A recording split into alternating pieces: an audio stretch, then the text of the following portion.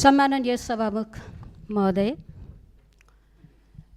सम्माननीय प्रधानमन्त्रीज्यूको अभिव्यक्तिलाई लिएर हामीले यो सदनमा सङ्घर्ष गरेका थियौँ। बजेट माथि छलफल गर्नुपर्ने, समयमै बजेटलाई पास गर्नुपर्ने यो जिम्मेवारीलाई बोध गर्दै हामीले सङ्घर्षको रूप परिवर्तन गरेका हौँ। त्यसै सन्दर्भमा सभामुख महोदय, मुलुकको प्रधानमन्त्रीले जुन खालको अभिव्यक्ति दिनुभयो, गैर जिम्मेवार र राष्ट्रलाई नोक्सान हुने अभिव्यक्तिको चर्को विरोध यो संसदमा र संसद बाहिर भइरहेकै बेला हाम्रो माननीय परराष्ट्र मन्त्री हाम्रो छिमेकी मुलुक भारतको भ्रमणमा जानुभयो। हामी खुसी भएका थियौँ। भारत भ्रमणमा गएर नेपाल र भारतको सम्बन्धलाई प्रगाढ बनाउनु हुनेछ। हाम्रा बीचमा भएका जे असमझदारी हुन् ती असमझदारीहरूलाई समझदारी कायम गराउनको निम्ति सहयोग पुर्याउनु हुनेछ भन्ने हाम्रो विश्वास थियो।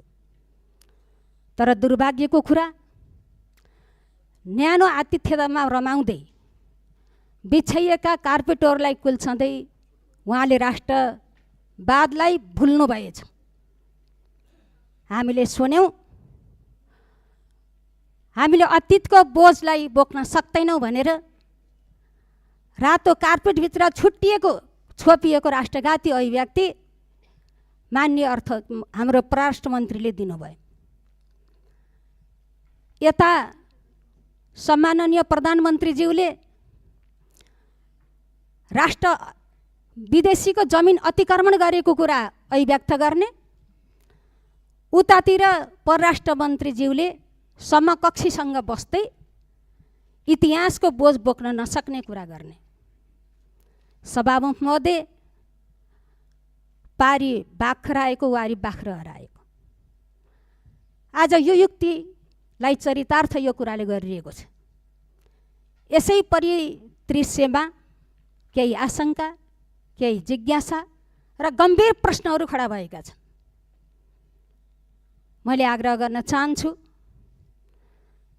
साँच्चै उहाँले त्यो के चिजलाई भन्न खोजेको हो? अतीतको बोझ हामी बोक्न सक्दैनौँ भनेर के चिजलाई भन्न खोज्नु भएको हो? हामी त्यसको जवाफ माग्न चाहन्छौँ र केही गम्भीर प्रश्नहरू छन् म राख्न चाहन्छु कि आज संसदमा राष्ट्रियताको सन्दर्भमा छलफल गर्दै गर्दा उहाँले हाम्रो कालापानी, लिपुलेक र लिम्तिया धुरा लगायतका अतिक्रमित जमिनहरूको नेपालको दावालाई हामीले बोक्न सक्दैनौँ भनेर भन्नुभएको हो या अरू कुनै राष्ट्रिय महत्त्वका विषयहरूलाई भन्नुभएको हो? त्यति मात्र होइन सभामुख महोदय, आज सिमानामा नेपालीहरू सीमा रक्षाका निम्ति लडिरहेका छन्। केही सीमा रक्षामा लडिरहेका नेपालीहरूको बोझलाई मैले बोक्न सक्दिनँ भनेर भन्नुभएको हो। यस्ता गम्भीर प्रश्नहरू आज हाम्रा सामु खडा भएका छन्। तसर्थ सम्माननीय सभामुख महोदय, सरकारका मान्य मन्त्रीजीहरूले पनि सम्हालिएर बोल्नु पर्दछ। सरकारका मन्त्री बोल्ने भनेको राष्ट्रको नीति बोल्ने कुरा हो। राष्ट्रको नीति सरकार परिवर्तन हुँदैमा राष्ट्रको नीति परिवर्तन हुँदैन। कसले जित्छ, कसले हार्छ, कसको सरकार बन्छ, राष्ट्रको नीतिले त सरकार राख्दैन। जहिले पनि राष्ट्रको परराष्ट्र नीति राष्ट्रको हितमा समर्पित हुन्छ।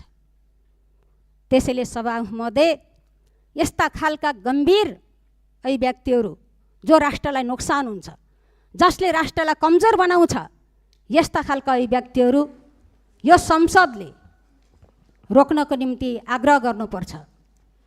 त्यो चिजलाई रोक्नको निम्ति हामीले रुलिङ गर्नुपर्छ। म सभामुख महोदयलाई यो राख्न चाहन्छु। मैले यसै सन्दर्भसित जोडेर अर्को प्रसङ्ग पनि राख्न चाहन्छु। सभामुख महोदय, छोट्यौं मान्य सदस्य, म अन्तिमतिर हामी प्रतिपक्षहरू बडो उदार भएर बजेट छलफलको निम्ति एउटा वातावरण बनायौँ। हामी सहभागी भयौँ।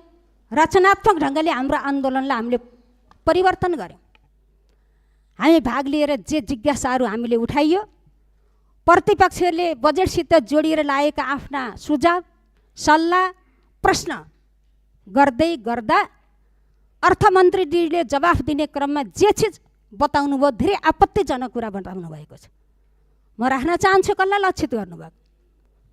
उहाँले फाइल खोल्ने धम्की दिनुभएको छ। पूर्वोक्त मान्यहरूले पनि हिजो अस्ति बोल्नुभएको छ। म आजका दिनमा पनि भन्छु, नम्बर 1 टी स्टेटको फाइल 1 नम्बरमा खोलियोस्। म यो हार्दिक आग्रह गर्न चाहन्छु। त्यसपछि विपक्षीसित जोडिएका ओम्नी हुन् कि वाइट बडी हुन् कि के फाइल हुन् तपाईँहरूको हातमा छ। सरकारलाई म भन्न चाहन्छु यो सदन मार्फत ती खोलियोस्। साँचो कुरा जो त बाहिर ल्याइयोस्। यद्यपि आज लगाइरहेका आरोपहरू साबित भएनन् भने, छानबिनले सत्य ठहरिएनन् भने त्यसको कठघरामा मान्छेको स्वाभिमानमाथि आँच आउने, गम्भीर आरोपहरू लगाउने अनि त्यसको जिम्मेवारी लिएर त्यसको कठघरामा उभिने आँट उहाँले गर्नुहुन्छ कि गर्नुहुन्न? मैले यो प्रश्न पनि गर्न चाहन्छु। तसर्थ सभामुख महोदय, बुढी मरी भरेन होइन, काल पल्क्यो भनेर डराउन पर्छ, चिन्तित हुन पर्छ भन्ने एउटा भनाइसँग सहमति हुँदै हामीले कस्तो संस्कार बसाल्दैछौँ। सरकारकै जिम्मेवार व्यक्तिहरू, सरकारकै जिम्मेवारी लिएका मन्त्रीहरू नाङ्गै आएर आरोपित गर्ने, धम्काउने अनि स्वरलाई कमजोर बनाउनको निम्ति विभिन्न खालका काण्डहरूका फाइल देखाउँछु भनेर जुन खालको धम्काइरहनु भएको यो छ सरासर गलत चिज छ। यो खेदजनक चिज छ। म यो कुरा राख्न चाहन्छु। यो दिशातर्फ पनि सम्माननीय सभामुख महोदयको ध्यान जाओस्।